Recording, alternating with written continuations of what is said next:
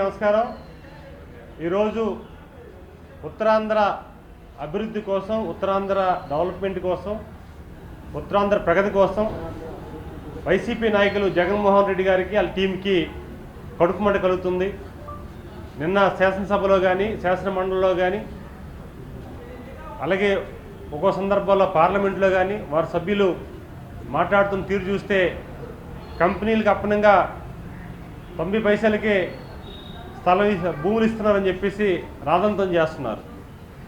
నేను ఒకటే అడుగుతున్నాను, మీకు ఉత్తరాంధ్ర అభివృద్ధి మీ హయాంలో 5 సంవత్సరాల్లో దోపిడీలకి, అక్రమాలకి, దౌర్జన్యాలకి నాంది అయింది.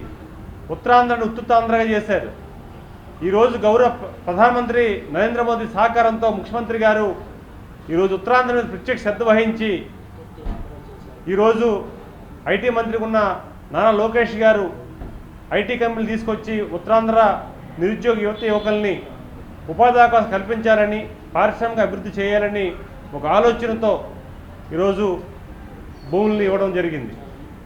గౌరవ ప్రధానమంత్రి నరేంద్ర మోదీ గారు గుజరాత్లో ఏ రకంగా వారు కంపెనీలకు భూములు ఇచ్చి కంపెనీలకు స్వాగతం పలికారో, అలాగే వారిని స్ఫూర్తిని తీసుకొని మేము కూడా, మా ప్రభుత్వం కూడా అక్కడ ఇస్తుంది, ఎన్డీఏ కూడా ప్రభుత్వం ఇస్తుందనేది మరోసారి మీ ద్వారా తెలియజేసుకుంటున్నాం.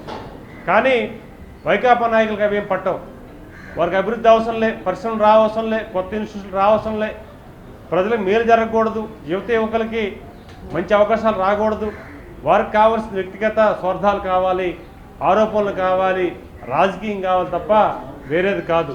నిన్న చూస్తున్నాం, నిన్నంతా మండలంలో, శాసన మండలిలో వాళ్ళు చేసిన రాజంతం ఏదో అప్పనంగా ఈ ప్రభుత్వం ఇచ్చేసింది భూములని చెప్పేసి. మీరు నిజంగా ఆత్మశుద్ధి పరిశీలన చేసుకోవాలి. మీరు మీ హయాంలో ఉత్తరాంధ్రని ఏ దిశగా ప్రయాణం చేశారు? మీ నాయకుడు జగన్మోహన్ రెడ్డి ప్యాలెస్లు కట్టడానికి ప్రకృతి వనరులు ధ్వంసం చేసి ప్యాలెస్లు కట్టుకున్నారు. ఆ రోజు ఏమైంది మీ నోరు? మీరు ఎందుకు మెదపలేదు? మీరు ఎందుకు నిలదీయలేదు? మీరు ఎందుకు ప్రశ్నించలేదు?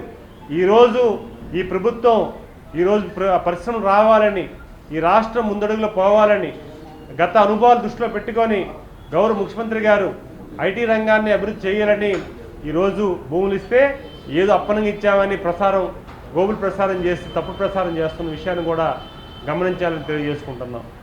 నిజంగా వైకాపా పెద్దలను అడుగుతున్నాను మీ ద్వారా, నిజంగా మీకు ఉత్తరాంధ్ర మీద అభివృద్ధి మీద చర్చ ఉండి, లేకపోతే మీకు అభిమానం ఉండి చేయాలని ఆలోచన ఉంటే 5 సంవత్సరాలు ఏమైంది? ఏమీ అక్కడ కొంతమంది పెద్దదారులను జగన్మోహన్ రెడ్డి పెట్టినప్పుడు మీకు లేదా?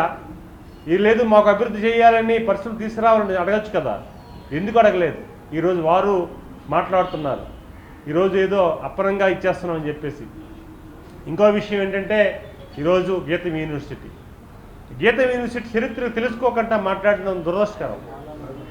1980లో పెట్టిన గీతం యూనివర్సిటీ, తెలుగుదేశం పార్టీ ప్రారంభం ముందే పెట్టిన గీతం యూనివర్సిటీ, ఏదో తెలుగుదేశం పార్టీ నాయకులకి సంబంధాలు ఉన్నాయి, బంధుత్వాలు ఉన్నాయి, అక్కడున్న గీతం యూనివర్సిటీ నిర్వాహకులకి ఉన్నాయని చెప్పేసి ఈరోజు ఏదో భూతద్దంలో చూపించి ప్రచారం చేస్తున్నారు.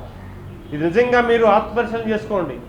గీతం యూనివర్సిటీ అనేది ఈరోజు విశాఖ నగరానికి కానీ, ఆంధ్రప్రదేశ్ కానీ ఒక మణిహారం లాంటిది.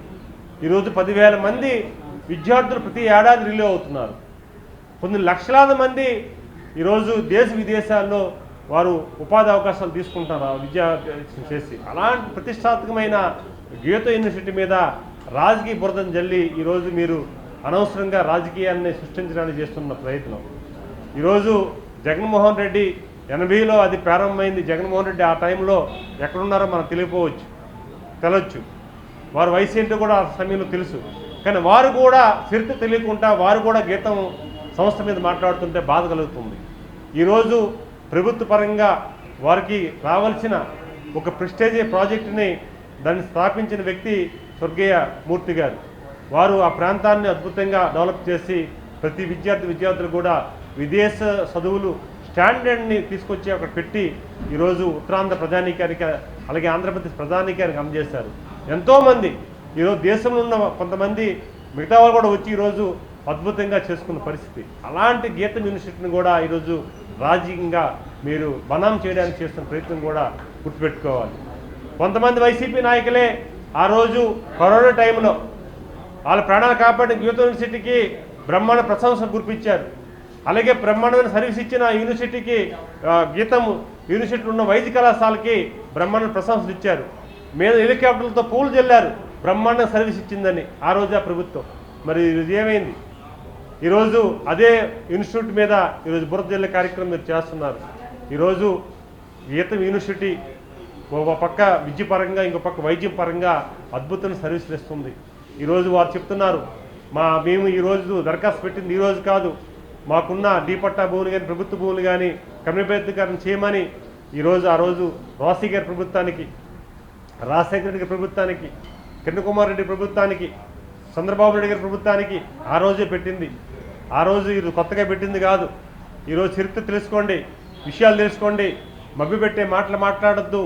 ఈరోజు ఏదో అక్కడ విశాఖ ఎంపీ గారు పార్లమెంట్ సభ్యుడు ఇక్కడ లోకేష్ గారు తోడోళ్ళు అని చెప్పేసి ఏదో బంధుత్వం ఉందని చెప్పేసి ఏదో అప్పరంగా కట్టబెట్టని చెప్పేసి ఏదో మీరు తప్పుడు ప్రసారం చేస్తే ప్రజలు నమ్మే పరిస్థితి లేదు.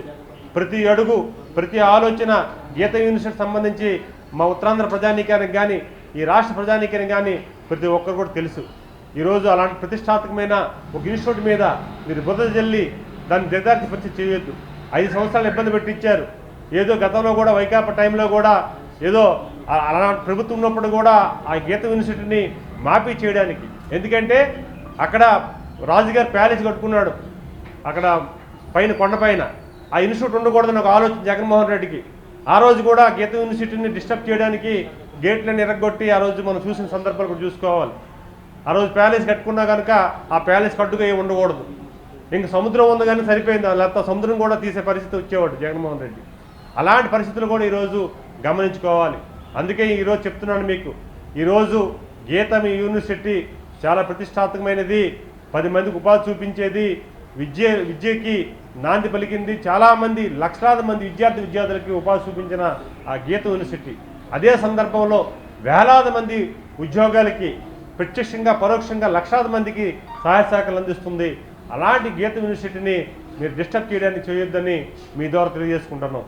ఖచ్చితంగా మీకు ఏదైనా ప్రజా సమస్యలు ఉంటే మీరు ఎలాగై అసెంబ్లీకి ఎగనాం పెట్టారు, మీ నాయకుడు రాడు, మీరు కూడా ఏదో మండలంలో ఏదో 2, 3, 10 మంది ఎక్స్ట్రా ఉన్నారని చెప్పేసి వచ్చి ఏదో ప్రభుత్వం పైన బురద జల్లడానికి వస్తే చర్చించితే అదేదో జరిగే పని కాదు.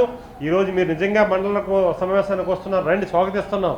కానీ ప్రజలు తప్పుదా పట్టించే సమాచారాన్ని మాత్రం ఇవ్వద్దని మీరు తెలియజేసుకుంటూ, ఖచ్చితంగా ఈ 2 నిమిషాల్లో ప్రజలందరూ కూడా స్పష్టంగా ఉన్నారు, మీరు చేసిన విషయాలను కూడా గమనిస్తున్నారు. ఈరోజు గీత యూనివర్సిటీని బనాం చేయాలనుకుంటే మీరే బనాం అవుతున్న విషయాన్ని కూడా మరోసారి మీరు తెలియజేసుకుంటూ, ఖచ్చితంగా చర్చిస్తాం. మీకు ఆత్మ పరిశీలన చేసుకొని మీరు కూడా ఉత్తరాంధ్రలో చాలా భూములు ఆక్రమించారు, చాలా భూముల్ని ప్రభుత్వ రేటుకి మీరు తీసుకున్నారు. ప్రభుత్వంకి కొన్ని కోట్ల రూపాయలు విలువ ఉంటే అది 10 లక్షలకు తీసుకున్న సందర్భాలు కూడా ఉన్నాయి. అవి కూడా మేము బయటకు తీసుకొస్తాం, సమయం వచ్చినప్పుడు కూడా అవి చర్చిస్తాం, సమయాన్ని ప్రభుత్వం దృష్టికి తీసుకెళ్తాం. మీరు కూడా తీసుకున్న మీరేమి పూర్తిగా నీతి నిజాయితీతో మీరేం పరిపాలన చేయలేదు. అన్ని అక్రమాలు, దోపిడీలు, అక్రమాలు చేసిన నాయకులే ఈరోజు మాట్లాడుతుంటే బాధ వేస్తుందని మీ ద్వారా తెలియజేసుకుంటున్నామండి. Thank you. జై హింద్.